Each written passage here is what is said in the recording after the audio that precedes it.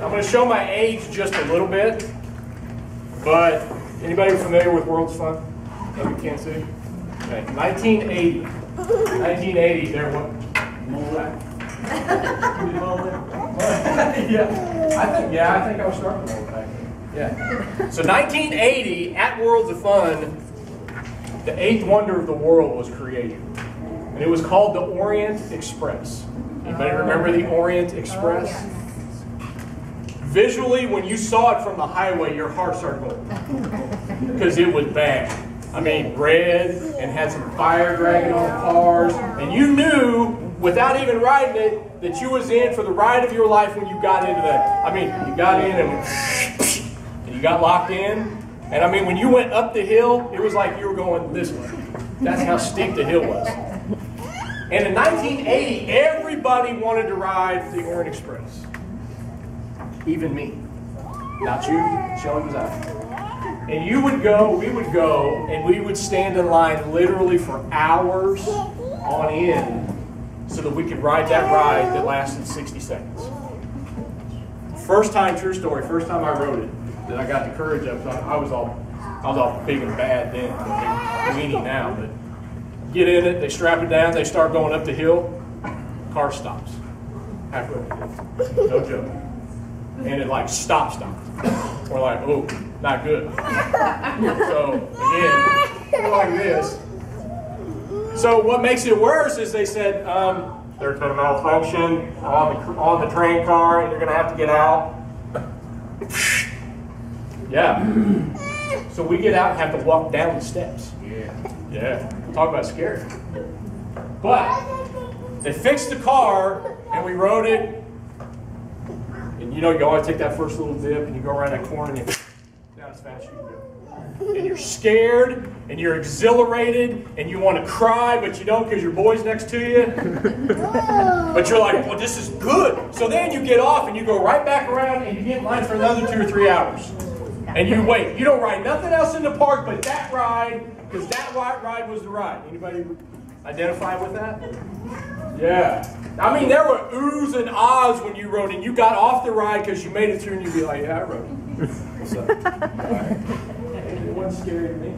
Yeah, the picture that they took coming down the hill that you saw me going, ah! That wasn't me. I was making the guy feel better.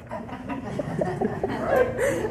And you rode it, and I rode it, and I rode it, and I rode it, and I rode it, and we would go there 2, 3, 4, 5, 6 times a summer. And that's the only ride I would ride. Now I rode it. But as I grew up and got older, it became kind of not so fun anymore. Because you just rode it and rode it and rode it. And finally, at some point, the ooh and the ah kind of went away. And you just was like, eh. Yeah. Been there, done something so many times. Kind of sounds maybe like a little bit of our Christianity walk, doesn't it? Yeah. Because when we start on it, man, that ride, you got the dragons on the car and you're all about it. And everything that you see is ooh and ah because you know God's all about it and all in it. And then the more that we are around it, we kind of become a little bit, and then we don't see the ooh and the ah anymore. Am I striking anybody? Anybody agree with me a little bit? What happens is we get familiar with the ride. We get familiar with the ride.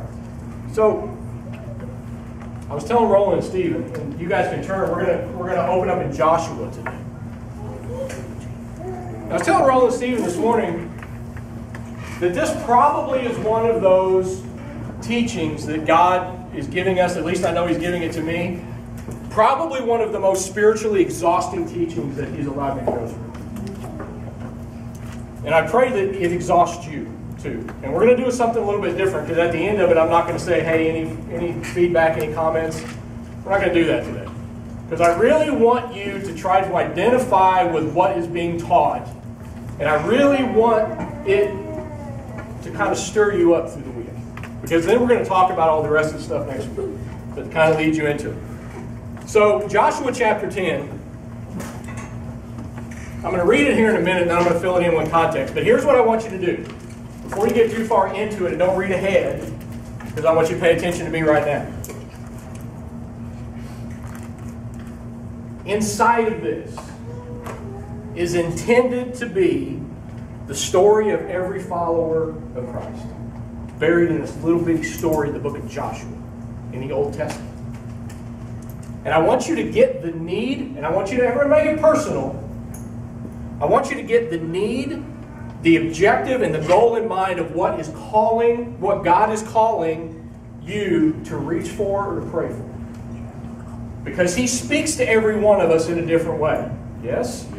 Would anybody not agree that God doesn't speak to you? Okay. Very different all the way across the board. And somewhere along the line, He is going to prompt you to say, hey, I need you to do this for me.